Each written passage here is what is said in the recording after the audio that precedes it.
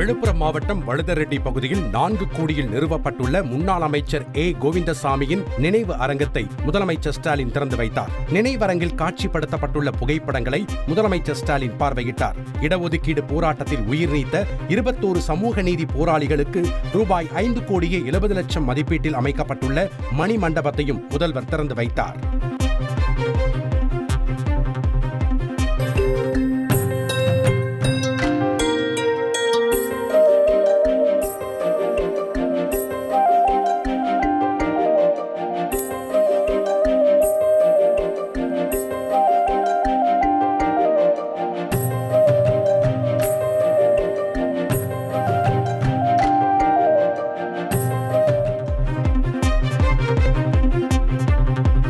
அணையின் உபரி நீரை பயன்படுத்த 304 கோடி ரூபாயில் நந்தன் கால்வாய் திட்டம் செயல்படுத்தப்படும் என முதலமைச்சர் ஸ்டாலின் அறிவித்துள்ளார். விழுப்புரம் மாவட்டம் வழுதரெட்டியில் நடைபெற்ற விழாவில் 133 கோடி மதிப்பில் 116 திட்டப்பணிகளுக்கு அடிக்கல் நாட்டிய முதல்வர் 425 கோடியில் 231 முடிவுற்ற திட்டப்பணிகளை தொடங்கி வைத்தார்.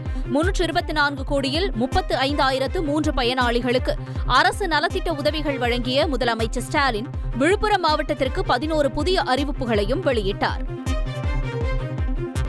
சாத்தனூர் அணையோட உபரி நீரை நந்தன் கால்வாயில இணைக்கிறதுக்கான 304 கோடி ரூபாய் செலவில் நந்தன் கால்வாய் திட்டம் செயல்படுத்தப்படும். காணை மற்றும் கோழியனூர் ஒன்றியங்களில் இருக்கிற 29 கிராம மக்கள் பயன்பெறக்கூடிய வகையில் 35 கோடி ரூபாய் செலவில் புதிய கூட்டுக்குடிநீர் திட்டம் செயல்படுத்தப்படும். வீடூர் அணையிலிருந்து மயிலம் பாதிரப்புலியூர் வழியாக செல்லும் 15 கிலோமீட்டர் சாலை 8 கோடி 50 லட்சம் ரூபாய் மதிப்பீட்டில் மேம்படுத்தப்படும்.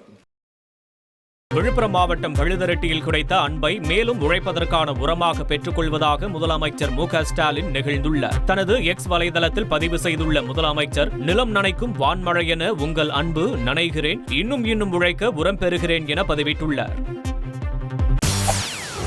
செய்திகளை உடனுக்குடன் தெரிந்து கொள்ள உடனே சப்ஸ்கிரைப் பண்ணுங்க.